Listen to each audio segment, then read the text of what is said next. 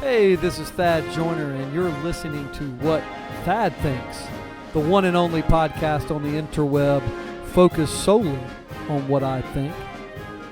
Proud that you're listening today. We are powered by Better Beans Branding, your one-stop shop for commercial and residential design, graphics, branding, construction, and remodel. Yes, capable of everything. Thank you for listening. Well, good evening, or actually it's not evening for you guys, but good morning, and welcome to What Thad Thinks podcast powered by Better Beans Branding. I am the CEO and star of the show, Thad Joyner, serial entrepreneur and captain of this podcast. As you know, this show is about what I think, but we have some couple of great guests and people with us later on that you're going to love to hear some thoughts. And stay tuned this week. We have a phenomenal guest that will be joining us and a new and exciting segment bringing back the Swami of Johnny Carson days. So you'll want to stay tuned for that and listen through the boring parts of Neil talking in a few minutes, because we get to that all after boring Neil comes on. I do want to thank those of you. We had a few more prize winners that have reviewed our podcast. I want to thank them. You have a spectacular prize in the mail to you. But please subscribe, please review, please share it. We're looking to continue to grow this thing and continue to get more and more and better guests. So we've had a couple of exciting weeks. This one is a special one, the very first one that we've done in prime time. So I was told to warn the guests. It is we're recording this at 8:15 on Wednesday night. So this is in prime time. So, there could be more mature language and more mature topiks. As you see, I've already had dinner and everything else, so I'm not in work clothes anymore either. So those of you that are watching, you will see maybe a little more laid back, and, you never know with Pete, could be a little more loose-tongued. But as promised, let's get through the boring section of this and bring on Neil. Hey, Neil. Yay. Good morning, good evening, all of those above. Much better picture in your background. I mean, wow, that's a nice background you have today. Did you move? Did you move? Yes, Courtyard Marriott. Living dangerously, staying in hotels. Oh, yeah, it's all good. No danger. No danger, huh? Their danger's really not in my middle name anymore. What state are you in? I am in the hotspot state of Florida. Fantastic. And all is well. People are not dying on the street? No, didn't see anybody today. Oh, good. What else is happening? Did you have a good Independence Day? I did have a great Independence Day.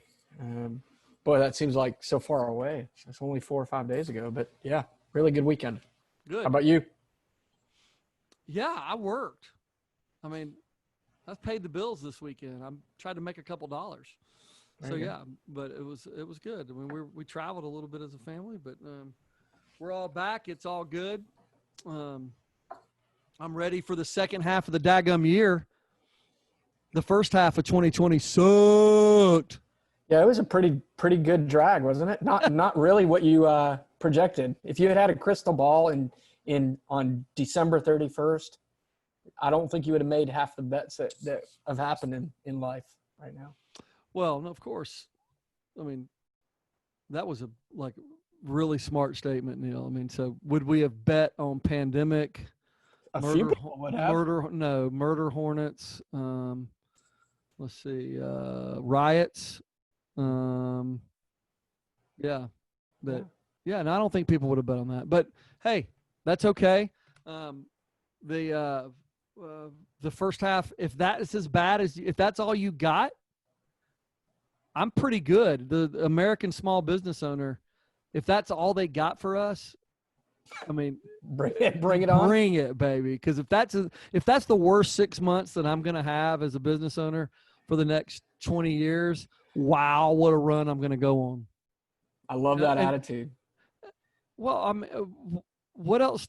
Look, I mean, the American small business owner, the American entrepreneur, has answered all of these problems for the United States of America for, 220 years. Mm-hmm. I mean, and so these big problems that we have right now, you know, I believe the small business owner, the small business, and faith in God, and will get us through, and we'll solve these problems. I mean, there's nothing to. I mean, tomorrow, we've got a nice childcare ownership group that we're resetting goals that we set in January. We're all getting on. We're updating. We're going to assess the mess. That'll be the first half, right? We're going to assess the mess from the first half of the year and what we screwed up, and then set the goals for the second half, because, our goals in the childcare business was that everybody's going to be, full in the fall and waitlisted in the winter. And so we got to figure out how to assess the damage and get busy, just like a storm. That's right. And, so if a tornado comes and tears your house down, you cry about it for a little bit, and then you figure out how bad it is, and then you start rebuilding it and make it better than it ever was before. So I think we have a unique opportunity. There's so many losers out there that are going to give up and quit, and so many winner business owners that are going to come out and be unique and change things up and, kick butt and be better than they ever were. Well, look, what do you, looking I expect at Better Beans to be better than it ever was, Neil.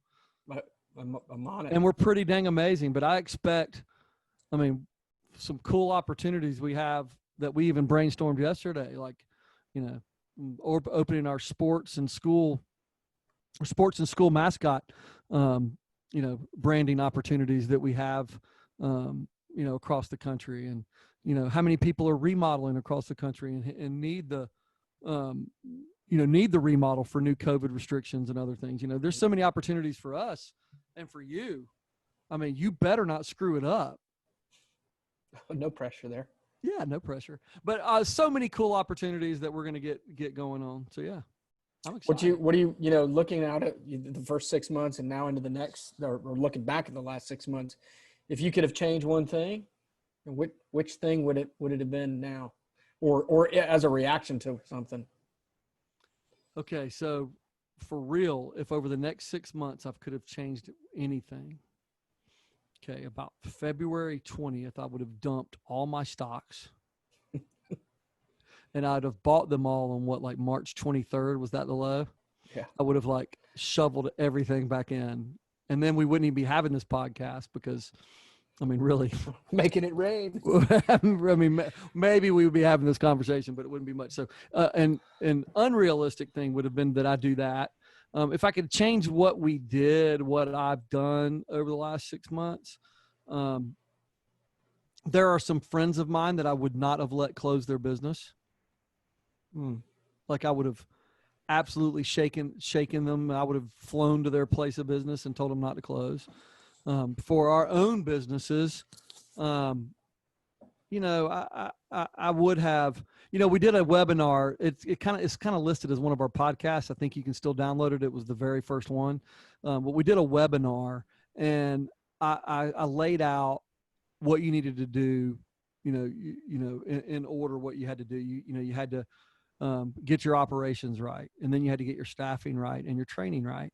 If I could go back, I would have focused even harder on the staffing portion of what to do during the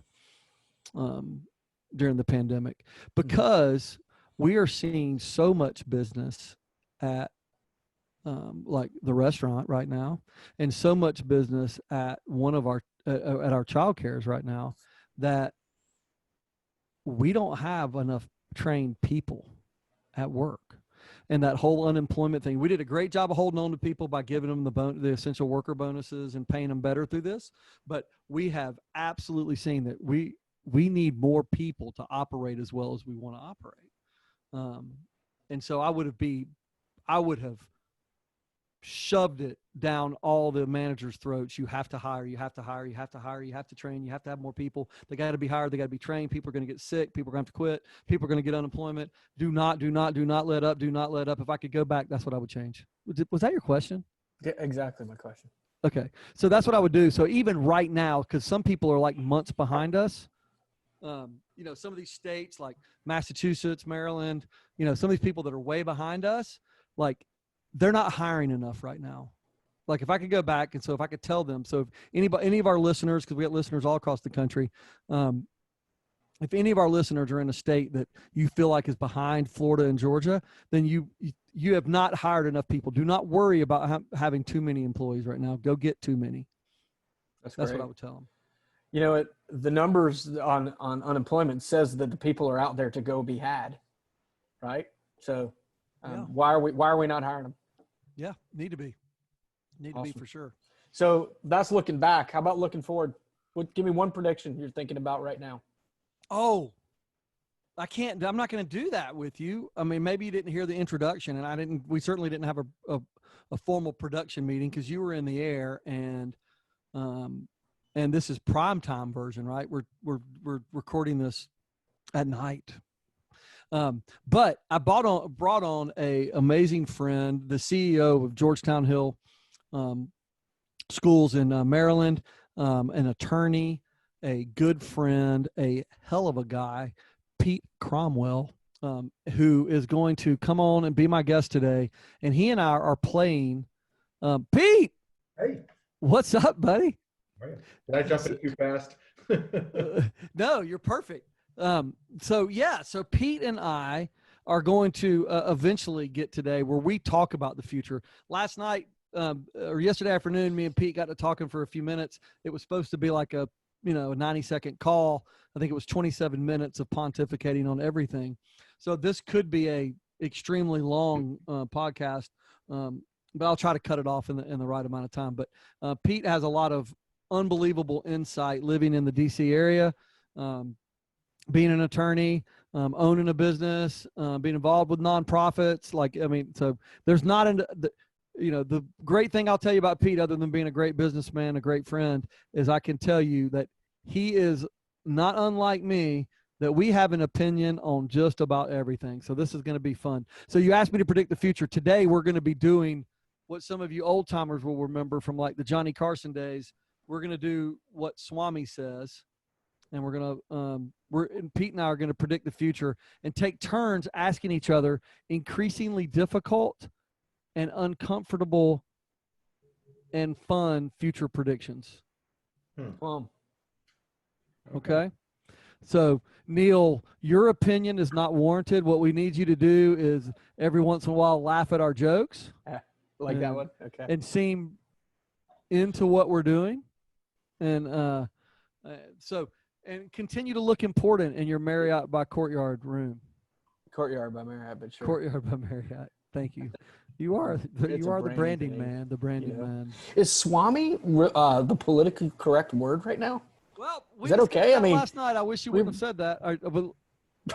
I mean, we might have to rebrand Johnny Why Carson. are you going there? Why are you going to put it again?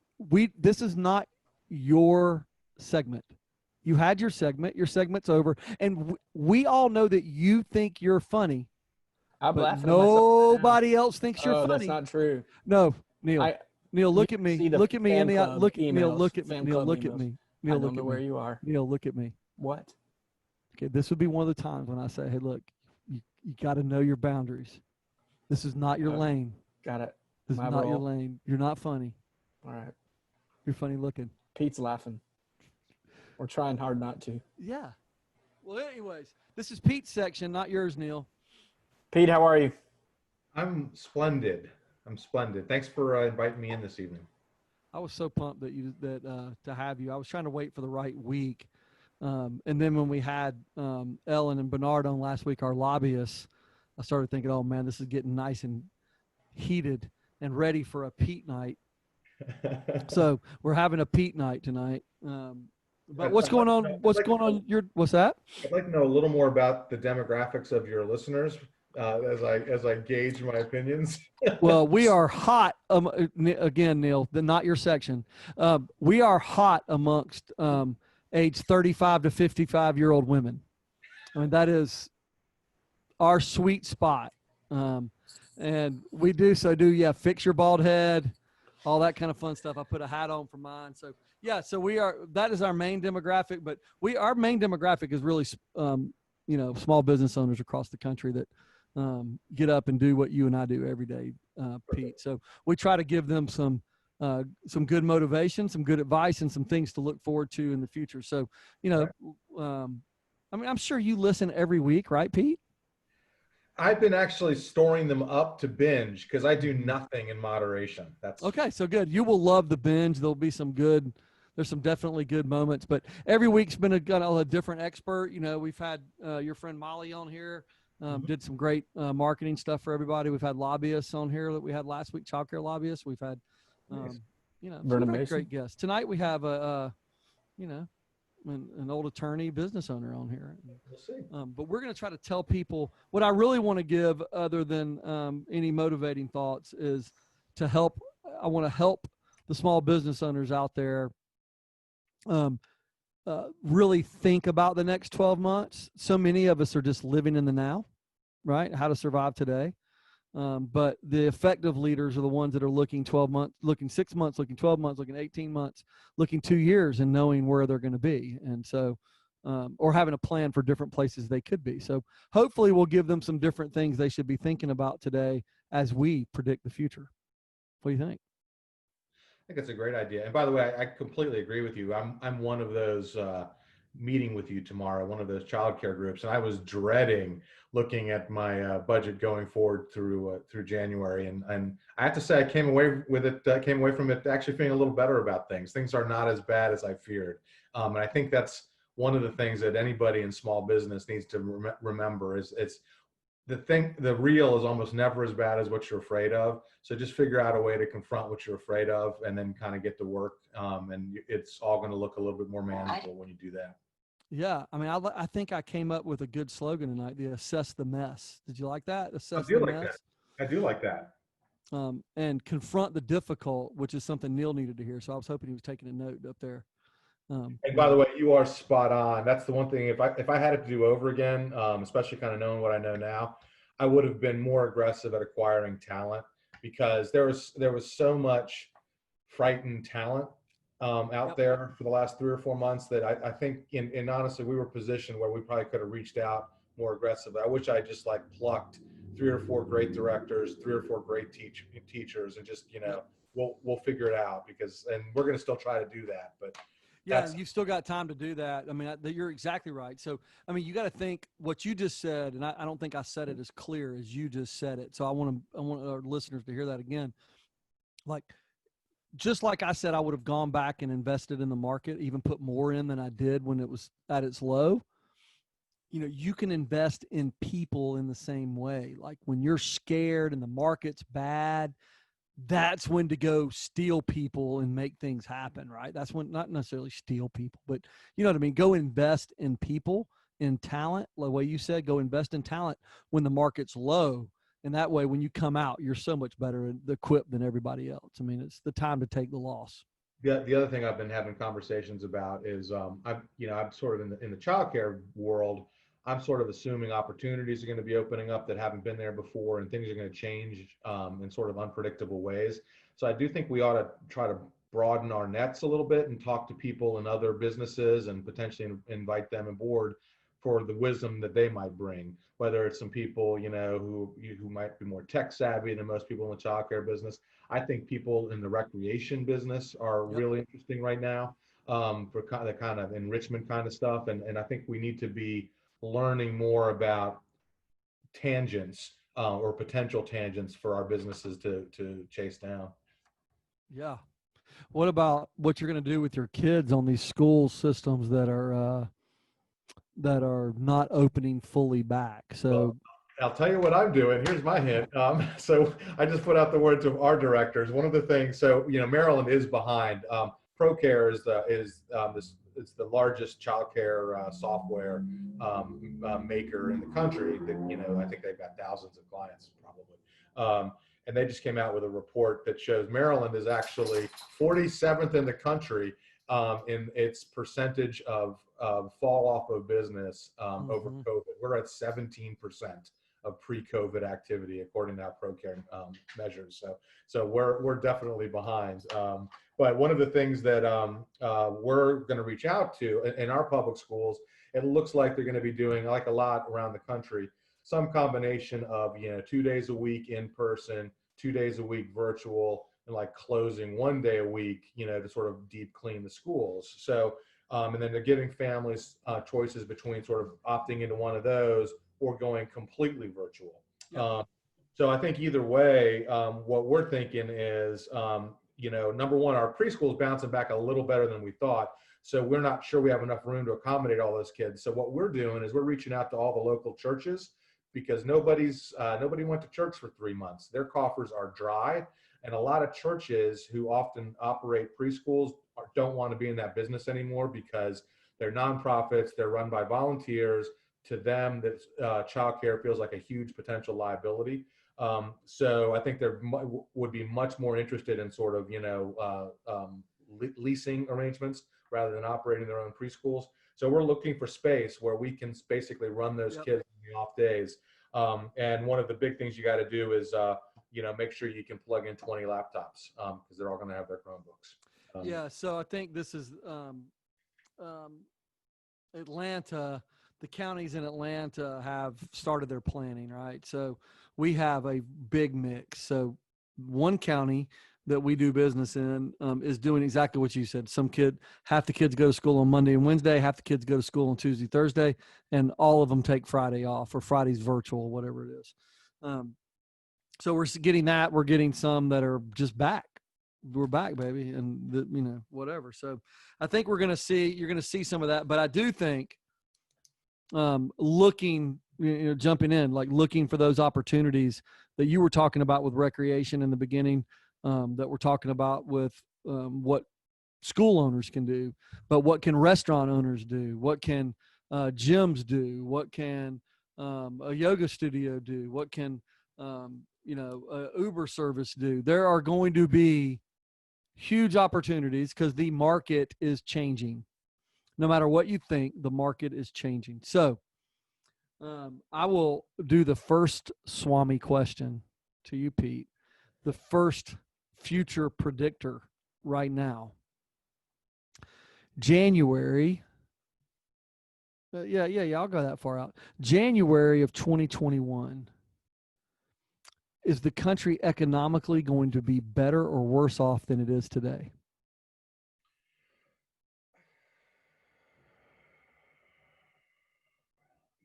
I think that's a tough question. I didn't bring you on here to go, okay, do you like blue or green? Which one's a better color? I actually think we're in January, we're going to be in worse shape. I think we're going to be I think we're going to be going through a very convulsive fall politically. And I think there's going to be a long hangover, November to January. I think a lot of the government stimulus that has propped us up to this point will have rolled off by then, will not be renewed because there won't be anyone to renew it, between like October and January. So I think we'll be and I think there's going to be probably a significant market sell-off. I think that, the current market seems a little levitated to me. So I think short term, first quarter next year, not so great, but I think by March or so, when there's actually, by then, hopefully there'll be a president. I think by March, things are going to start to look better. That's okay. So your take, January worse than we are today, but March better than we are today. Yeah, I think that's about right. Okay. All right. So you're saying if you're assessing your mess right now, that it's going to get messier. Well, I guess it depends on the industry, right? You're basically just saying we were talking about global economics or national economics. I mean, depending on your business, you may have already seen the worst. Yeah, I think we have seen the worst. I mean, Maryland has seen the worst of what they're going to see. Childcare has seen the worst of what they're going to see. I totally agree with that. We've been in deep freeze. We'll rebuild. I think through fall, we'll be, a good 80% pre-COVID, and we'll be able to figure that out. And we're going to sustain that. I don't think we're going to have like massive unemployment spikes. But you didn't ask me the question, but there's no way Maryland's at 80% in the fall.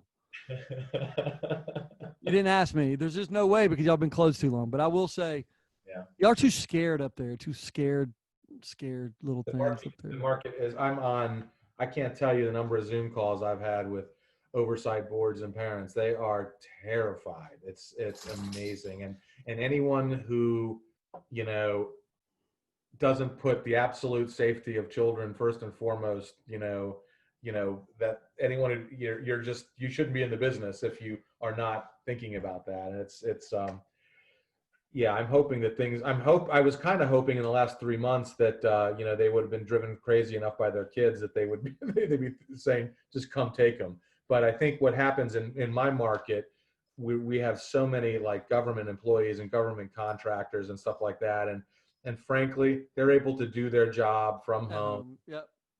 With their But kids you running can't around. really do your job at home with kids running around. I mean, I've got a sister-in-law that's pregnant with her first baby who's trying to tell me that she's about to, take care of her infant and work, at the same time. And I think yeah. there are a whole bunch of jobs out there that actually aren't productive, Thad. I mean, I think Yeah, there must be because there's no freaking way, man. yeah, you can't, I agree, you can't produce in that environment, but there are a lot of jobs out there that are really well paid and that are just kind of placeholding jobs. She's a very well paid person for I don't know if I doubt she listens, but for very well paid for a large nonprofit charity company. Mhm. They pay way too much for a nonprofit, but whatever, No, that's maybe anyways, your turn for a question. Okay. Let's see. So let's go to that. So I've sort of predicted a convulsive fall. Before we get to the fall and the election, who are you thinking the Democrat candidate is going to be, and who are you thinking the vice presidential candidate's going to be for the Democrats? I'm going to give you latitude to send Biden to the old age home. Okay, so Swami says that the Democrat candidate for president will absolutely still be Joe Biden. His vice president, his running mate. I mean, I guess I'm going to go the favorites. I'll go Kamala Harris. I mean, I think that's going to be. I mean, he's safe, she's safe. I think they're both very controllable. I think you see them both like shifting stances on issues, etc., based on which way the wind blows. And I think that's what I think that's how they're getting their money right now and how they're going to, I don't think they could put an extremely strong person. And I don't want to say Kamala Harris is not strong because she's certainly strong, or she wouldn't have achieved what she's achieved in her state. But I think if they put like an extremely strong-willed person, they wouldn't take the advice of the DNC or the Clinton Foundation, Soros, et cetera, that it takes to get the money and all that kind of fun stuff. So I think that's what they're going to do. I think Biden will have Kamala Harris. And I think he's got to pick an African-American in this environment for that. So I think he's, And you feel pretty good that he's going to make the next 4 months, do you? Oh, yeah. Yeah, I think we have a real mess if it's not him. Like, I think you've got a mess on your hands. I don't know who's going to be able to come in and swoop that up. I have my pit bull barking in the background. I apologize. That's okay. Hey, look, he had an opinion on that too. So that's what I think. That's who I think is going to be. So I get to ask my question now. So, Swami wants to know who Pete thinks is going to be the next president. Oh, so last I checked the betting odds. I don't really care about polls. Okay. Actually, Neil, let me ask you this, Neil, before I answer that question. Neil gets to come. Neil, unmute yourself. We'll let you talk. Yeah. So Neil, if you get a call, I think I know who you're going to vote for, Neil. If you get a call from a pollster, even a computerized pollster, are you actually answering that question? Who you're going to actually vote for? How are you going to answer that question if you're polled? Yeah. Thad, you want to tell him my answer? My answer. See that? Look, I think he's answering your question but Neil, you can mute yourself then, since you wanted me to answer for you. So I think he is telling you exactly what he would do, Pete. He's going to tell the pollster that he is either undecided or that he's voting for Biden. Yep. And then he's going to cast his ballot in November for Trump. But he's embarrassed to tell you. I think there are a lot of people who are exactly there. I would never answer a poll saying that I was voting for Trump if I was voting for Trump. I just wouldn't, because I don't trust the technologies that are out there and the abilities to track and trace. And I think there are a lot of people like that. Yep. They call him the shy Trump voter. The betting odds. So even though he's getting crushed in the polls, and I will say the Cook Political Report, which is a pretty much of a mainline political report, basically says it's already over. It's Biden. And it's about 60-40 right now in Vegas for Biden, and that to me that's a little closer to the odds. And I just think this is the copse of trees at Gettysburg for Biden after Pickett's charge. I think he's at his high water mark, and I think he's only going to go down. My money's on Trump if I'm betting today. Wow! So you're going to bet the underdog regardless, and you're not saying who you would vote for. You're just basically telling us who you think is going to win. Candidly, it's a tough vote for me. I'm more aligned with Trump, but I think we have to as a society get beyond what we're doing. However, I could never ever vote for Biden. My mother, the founder of my company, is a serious dementia patient. I recognize that.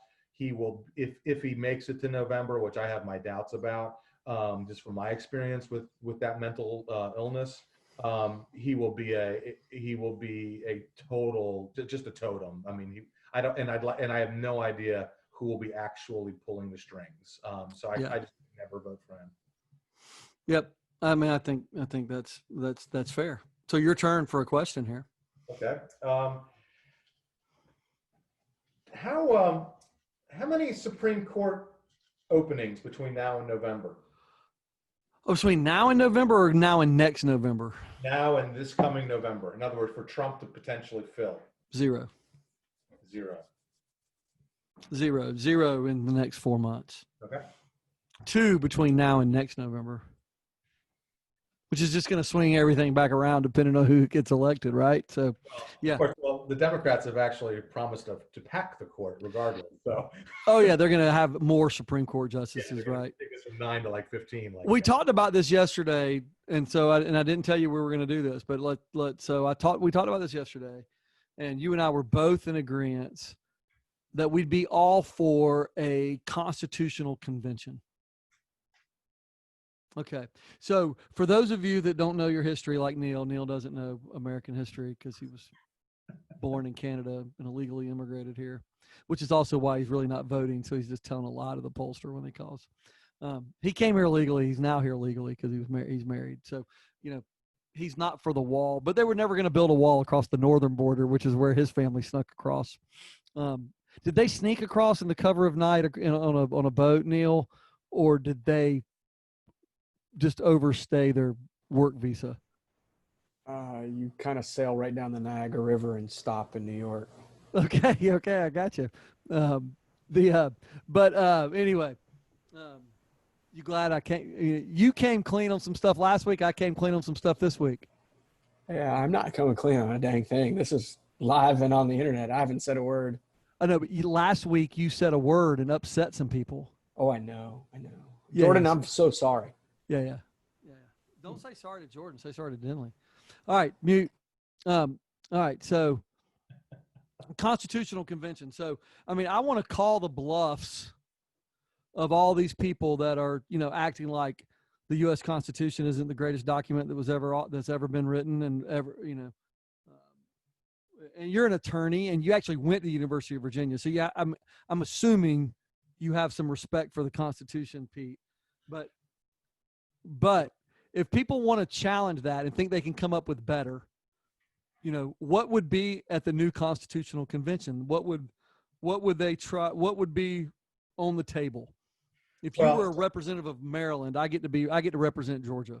Well, so the first thing that's going to be on the table is going to be the whole notion of an electoral college. Mm. And the good thing about the Constitution is the Constitution actually is a fairly robust document in terms of telling you how to change the Constitution through Yep. amendment and even through constitutional convention. Yep. It's been a long time since I've looked at that. I will say there is a conservative firebrand several years ago who was beating the drums on that. A hugely smart attorney, Mark Levin, if you ever heard him. Yep. Oh yeah, we listen to Mark. Shows up on Fox a lot. He and my podcast that we run like number 3, number 4 nationally each week. But he's done a lot on the Constitutional Convention. But I think the first is the Electoral College, because right now the left has decided that the Electoral College conspires against it, which is interesting because actually in the 80s, which is my political, Went the other way. That's the Republicans were sure that it went against them. So it shows you how the suspect history that we deal with. But people in California and New York don't understand why they only have 4 senators between them. Yeah. And where Wyoming and Idaho also have 4. So I think that's the first on the table. Okay. So that would be number 1. And don't you think number 2 will actually be the Second Amendment? Number 2 will be number 2. Well, that'll certainly be discussed. But I just read yesterday that what was the number? There was a ridiculous number of firearms that have been sold since March. It's like there was 300 million going in. It's like I think it's like almost 40 million firearms have been sold since March. It's okay, Pete. Unbelievable. I went to 3 gun stores yesterday. Okay, I went yesterday. I went to Winder, Georgia, and they had exactly 9 guns left in their building. I talked to the owner for quite a while because it's just unbelievable. I mean, I walked in, I said, "Hey, I'm looking for," and he goes, "You're looking for an AR-15 or this?" And I go, "Well, I'll take one if you got one of those, but I'm really looking for this." And he goes, "Hey, look, we're not even I'm stocking up for hunting season. That's 2 months away." And he's like, "Oh man, we're not even thinking about hunting season right now. We're so far behind, and you can't get any guns." Then I went to the next 2. They had a better selection. They had more stuff, but like semi-automatic, can't buy it. Like rifles, like I wanted a semi-automatic rifle. Can't find them. Everything you got is bolt action. And the semi-automatics have been sold out for 6 months. And which is interesting because, now you're seeing, and so I think it's interesting on the Second Amendment because, the left has been mighty big on, either abolishing the Second Amendment or severely, crippling it.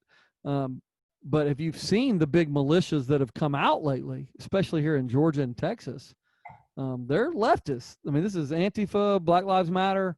These guys are arming themselves. And I will tell you that I was in a gun store in Athens, Georgia yesterday. And it was completely, that's kind of a rural area. It's a college town.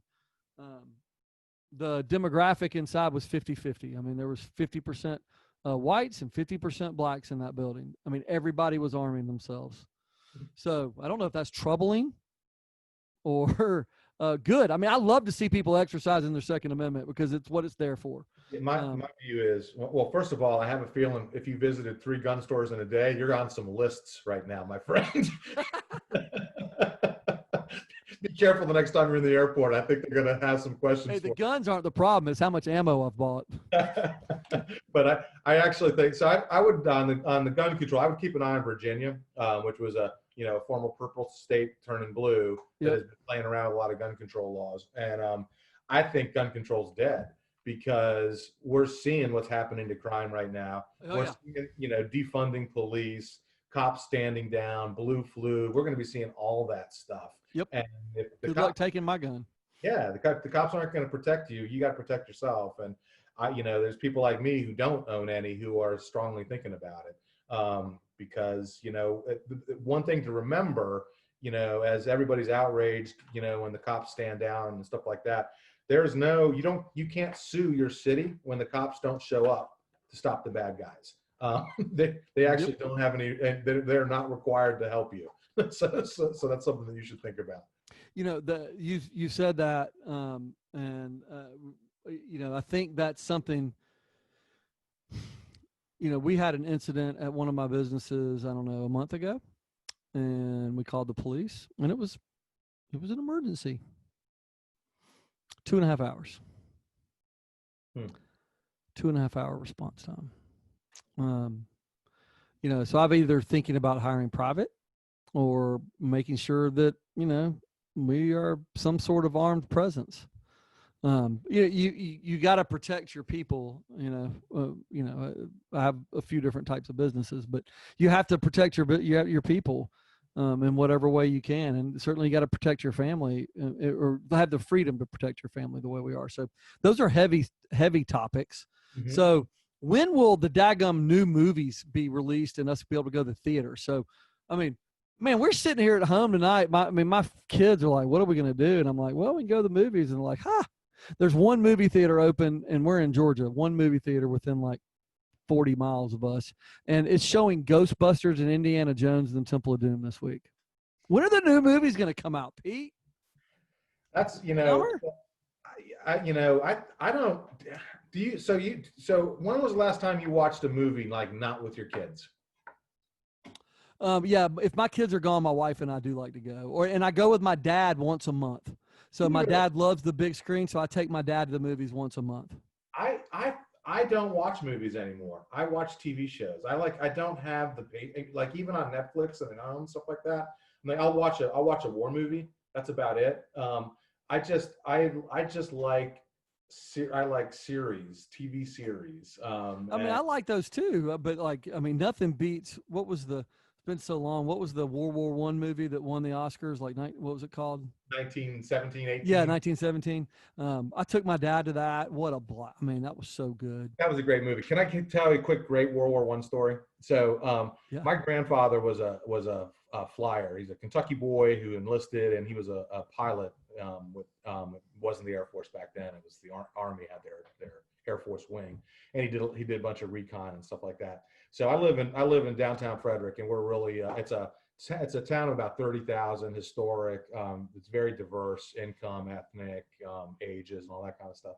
And I walk out of my door last week, and there's this huge 106 on the porch of the house across the street. It's an old African American lady who's just turned 106 years old. And I was talking with her family during the day, and they came out, did a whole car parade and all that. 106 years old, born literally the year that Gavrilo Princip, killed the Archbishop or whatever, the Archduke Ferdinand, yeah. Ferdinand, 19. The things that she saw and has seen, and we were just we're kind of going through history, just talking about the stuff that she experienced. It's amazing things. That's pretty cool. I should have remembered the name of that movie because I always remembered that it aligned with. I think that's when America entered World War I. Maybe it was 1917 as well.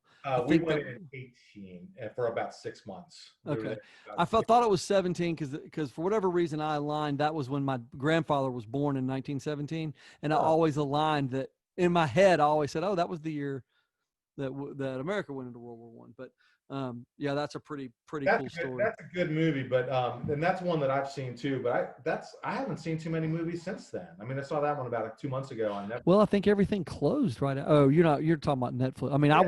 I watch a movie almost every night. You didn't watch The Irishman on Netflix? No, I thought that was. I love a good mafia movie, but that thing was just long and boring. I had a lot of trouble with that. Yeah, a little boring. Do you listen to like Vlad TV, like the urban podcast on Vlad TV? No, what is that about? Yeah, like get stuck watching that for like 10-hour loop on your Facebook feed or something one night, or YouTube feed. I don't need much help on that. I have lots of weak spots on. He interviews a lot of either urban I don't want to say characters because they're not characters, but people in the hip hop scene or whatever, which is I'm not in the hip hop scene, but it's kind of interesting to listen to. And then he also interviews like former mafia members, and he asks amazingly tough questions. Like he is good. He is really good. It's Vlad TV. I'm probably saying something and getting in trouble here, but I think the dude is asked some really tough questions of some interesting people and some real interesting characters. Question for you, Thad. Okay. Um, is America in a significant shooting war in the next year, and with who, if so? Okay, so yeah, no. I mean, no. I mean, so North Korea is not stupid. China and us, we need each other too much. I mean, that we're just feeding off each other, kind of like America and Russia. Us and the Soviet Union, no chance. I mean, something stupid could happen in the Middle East that would cause us to get involved, but I just, other than minor conflicts, I don't see that happening. So no, I would actually say we're more at risk to having people fire on each other here in the States. Mm-hmm.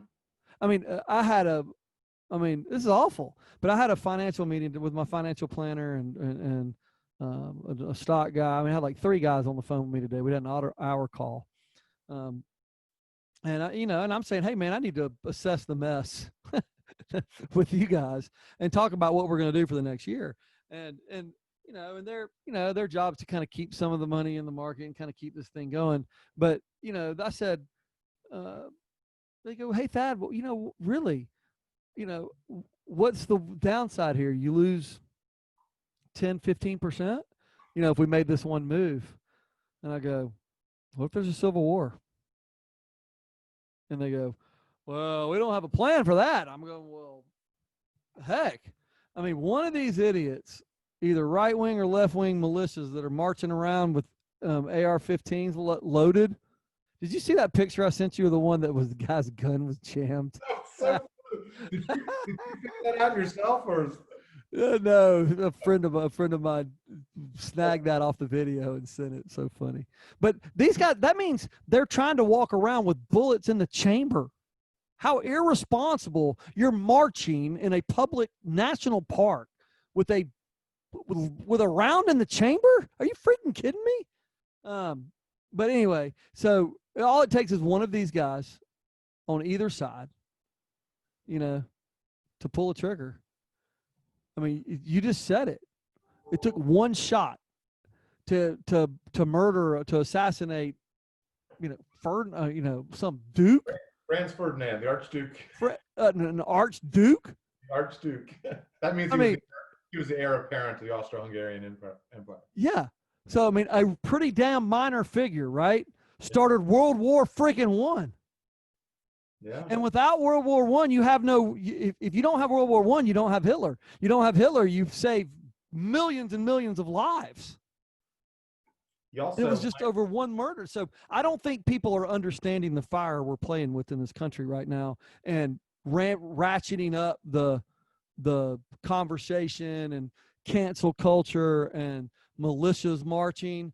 I don't think they understand that one wrong move could trigger a really bad situation that we don't understand. Yeah, what I find interesting about that, and by the way, you also, not only do you not have Hitler, you also don't have Lenin or Stalin. Yeah, that's right.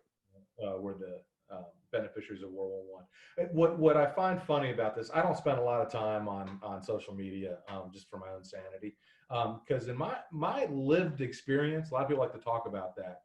I just have trouble squaring what I am experiencing every day in my town, where, I see rich people, poor people, black people, white people, not so many, Hispanic people, but we're a really diverse place. And we just, everybody's the same. I still talk to the black businessmen every day with my dog. They talk to me. I'm not feeling any tension. They don't seem crazy. We've had our little protests, but they've been peaceful. Nobody's breaking windows and stuff like that. It doesn't feel as crazy as what's being shown on the screen every day. And that's what I have trouble squaring. It's like, what am I living versus what people are telling me is happening? Well, I think what you're seeing is the same thing I see. I mean, I live in a gated community an hour north of Atlanta, right? I mean, I couldn't be in a more secure area. But I see the same thing. I mean, I see I'm still diverse. It's Georgia, so we're more diverse than, Frederick, Maryland, really. I'm going to be honest. We are. And we're certainly more diverse than our friends in the New England states or anywhere else. I mean, we're diverse. And you know, my Hispanic friends, my black friends, my lady friends, my white friends. It's all, other than everybody's kind of on edge about what the hell's going on in the world right now. We're on edge about that. We don't know what's going on. But I don't see. You're right. The lived experience is different. So is this the fringe 5% on both sides of the aisle that are causing all this craziness, or is it the majority of America? I think it's definitely the fringe 5%, if that. And I think a lot of it has to do with the fact that people have nothing to do. You can't coop up young men forever with nothing to do. I mean, that's just never ended well in the history of mankind. Don't we have some sort of territory or private island or something that everybody, that the fringe 5% on both sides can go to? I mean, I think the UFC is getting something they call Fight Island right now, so they can have all these fights on this island. It's called Fight Island. I mean, can't we get some private island, send the fringe 5% and go, hey guys, y'all go have it out? That's, I'll invest in that venture. Go have it out. The Antifa, some little skinny Antifa dude, I don't want to say skinny, whatever. Some Antifa dude and some redneck from the hills of Tennessee. That's who you got tonight, boys. You got the right-wing Minuteman from, the Washington Mountains versus, arguably, that would take a lot. That would blow off a lot of pressure. Wouldn't it? If people could actually see that stuff queued up, fight to the death, build little personality back profiles about, That's right. You got trading cards about them. I mean, you took it to the death. I wasn't thinking the death, Pete. But yeah, I mean, I don't know if I could watch them die, but I could definitely watch them inflict pain on one another, for a few minutes every night. I mean, if that's what you got to watch every night before bed, no more 24-hour TV, right? The TV ends at 11 p.m. and from 10 p.m. to 11 p.m. they show two fights. One with the New England college student, liberal arts college student versus the Mississippi farmer, or what. Every night you have one of these fights. That'd be great. Talk about your betting lines and stuff. There's a whole channel there. No, Neil. We said there. mute yourself. There's a Mute channel yourself, there. Neil. There's Mute a channel yourself, there. Neil. You're killing us. Mute yourself. You There's a said channel channel there 5 times. I got you. Everybody heard you. All of our listeners heard you. You might have just saved Steve Wynn and his casino empire. That's right. with the props. Let me go buy his stock again. All right. Well, hey, Pete, I just want to tell you how much I appreciate having you on tonight on our prime time edition. I hope, I'm going to ask you, you have to be my first guest after election night. I would, in fact, you know what? Yes, for sure. You could almost talk me into an election night special. We could do election night live right here. That would be watch interesting. Yeah. If we did that, we'd have to get together, I think. Yeah. We could get together. We'll just, maybe I'll come to, I don't know if I can't come to DC for elections. I'm done during all this. I have a young family. It could be, y'all could be on fire. I would rather watch it from here, see your window on fire out there going, oh my God, they're coming for Pete. Maybe we'll, I like that. That's a good idea. It's going to be an entertaining fall. I mean, it's, I do think, but I think, the words of wisdom, I just don't feel like things are falling apart the way everybody is telling us. The trucks are still delivering, the stores are still full. I don't know. I don't think it's as bad as people want us to believe. So. Well, Pete, you were a great guest. Neil, I also appreciate you staying quiet most of the time. And I want to encourage you to get back and listen to Pete next time we have him on for election night. But thank you so much, Pete. It's now time for What Thad Thinks. And so we will finish up. It will not be lightning round the way we've done the last few weeks. This is going to be a quick, serious time about What Thad Thinks. So, guys, you heard from a great guest tonight. We talked about a couple of things. But you business owners, I want to give you advice both for the now and for the future. And it is to always assess your mess. If you don't find the bottom I'm going to give you an example. One of my child care centers had its first a positive COVID test in a student 3 weeks ago. And, we discussed what to do and how to do it and how to communicate with parents and all this kind of stuff. And really, at the time, I'll be honest with you, we were all so scared at first. We were scared that we're going to lose customers, scared that we're going to lose employees, scared that people were going to blame us, scared that all these things were going to happen, scared that 100 people were going to have COVID. All the things to be scared of. You know how fear is. Fear just like takes over your body like a daggum fungus, right? And it takes over your brain and all your thoughts and all your worries. All those things happen. And it's because we weren't really assessing our mess. Assessing our mess was making the phone calls. So at 9 o'clock at night, from 9 to 10:30, I had two directors, owners, and partners calling hundreds of people and their families and telling them that we had a positive case. Here's what we're doing. Here's how we're handling it. And the fear started to melt away as people started supporting us, understanding us, knowing the situation. We found our bottom. We found the 7 families that didn't feel comfortable coming back. We knew we found the bottom. Once you assess your mess, once you know just how much of your house you have to rebuild, the reality starts to set in, and the winner in you, the inner winner that you have, starts to take over. It's not so bad. It's the paralyzation that fear brings you when you haven't assessed your mess that hurts you. So many different things you need to assess in that, guys, not just in your business, in your relationships, in the people that you lead, in the people that you love. Assess it. Be direct. Ask the question you're afraid to ask. Ask the question that you really don't want to get the bad answer to, but go ahead and hear the answer. Know where the bottom is. You can't start building that ladder out until you know how tall that ladder needs to be. Guys, this is what Thad thinks. I want to thank you so much for joining us. Please keep subscribing. Hey, please support Better Beans Branding, your one-stop shop for remodel, rebranding, signage, graphics, and now sports mascot naming. No better creative guys and gals than we have. Guys, thank you so much. Awesome time. Have a great week and see you next Friday, 11:59.